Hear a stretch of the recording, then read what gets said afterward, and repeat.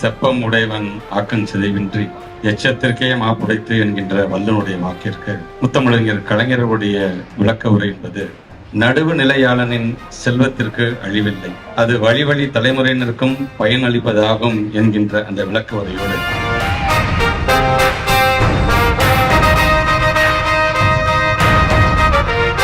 அரசு பள்ளிகள் மக்களின் பள்ளிகள். நமக்கு ஒரு மிக அருமையான ஒரு அமைச்சர் இருக்காரு, தினமும் ஒரு ஸ்கூலுக்கு போறாரு. எப்படி உங்களால அலைய முடியுது? நான் ஃபர்ஸ்ட் அதான் கேட்டேன். இவ்வளவு ஆர்வமா ஒவ்வொரு ஸ்கூலுக்கும் போய் இதை நம்ம ஸ்கூலு நம்ம பசங்க நல்லா இருக்கணும்னு அக்கறை எடுத்து நம்ம குழந்தைகளுக்காக தொடர்ந்து பணியாற்ற ஒரு அமைச்சர் கிடைச்சிருக்கு. நமக்கு ரொம்ப ரொம்ப சந்தோஷமான விஷயம் நான் நினைக்கிறேன். அவருக்கு முதல்ல நன்றியை தெரிவிச்சுக்கிறேன். அந்த வகையில அரசு பள்ளிகள் மிக சிறப்பா இயங்கிட்டு இருக்கு. அகரம்ல இருக்கிற பசங்க ஒவ்வொருத்தரும் அரசு பள்ளியில படிச்ச அந்த மாணவர்கள் அகரம்ல படிக்கிறாங்க. அவங்க எல்லாருமே முதல் தலைமுறை மாணவர்கள். என்னோட சார்பா ஒரு 5 லட்சம் ரூபாய் கொடுக்கணும். இந்த பள்ளியினுடைய 100ஆண்டு விழா துவக்க நிகழ்ச்சிக்கு வந்து பெருமைப்படுத்திய மாண்புமிகு பள்ளிக்கல்வி அமைச்சர், என்னுடைய இன்னொரு மகனை போன்றவர் அன்பில் மகேஷ் பொய்யாமொழி அவர்களே.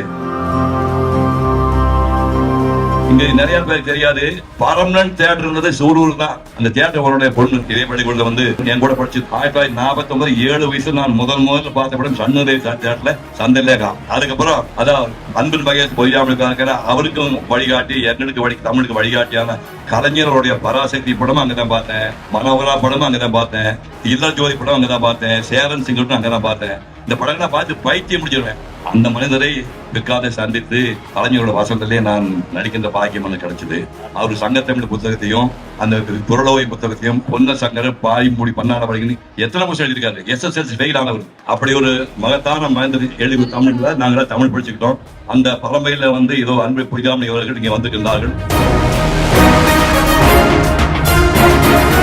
அன்பில் மகேஷ் பொய்யாமொழிக்கு பக்கத்தில் இருக்கின்ற பள்ளிக்கல்வித்துறை அமைச்சர் என்கின்ற பொறுப்பு இன்னைக்கு வரும், நாளை போகும். ஆனால் நான் படித்த MCA என்கின்ற பொறுப்பு நான் மறைகின்றவரை என்னுடன் வரும் என்று சொல்லும் பொழுது கல்வியினுடைய முக்கியத்துவத்தை உணர்ந்து இதே மேடையில் பல்வேறு நல்ல உள்ளங்கள் இந்த பள்ளிக்கு நிறைய நன்கொடைகள் வழங்கியதற்கு நம்முடைய அன்பு சகோதரர் கார்த்தியிலிருந்து தந்த அனைவருக்கும் என்னுடைய நன்றியை என்னுடைய பள்ளிக்கல்வித்துறை சார்பாக சொல்ல நான் கடமைப்பட்டிருக்கின்றேன்.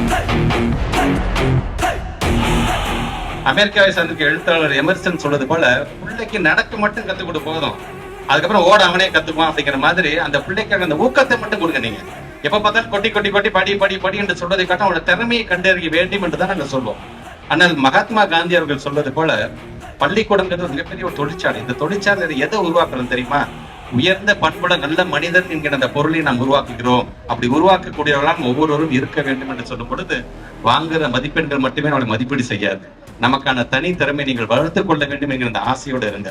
இந்த ஸ்கூலை விட்டு போகும் பொழுது இந்த பிள்ளை எவ்வளவு மார்க் வாங்கினான்னு தெரியுமா அப்படிங்கிறது பெருமை கிடையாது. இந்த ஸ்கூலை விட்டு போகும்போது எவ்வளவு நல்ல பிள்ளையாக இருந்தான் தெரியுமா என்று சொல்லுவதுதான் உங்களுடைய ஆசிரியர்களுக்கு நீங்கள் தருகின்ற நல்லாசிரியர் விருதாக இருக்க முடியும் என்பதை நான் ஆணித்தரமாக நான் சொல்றேன்.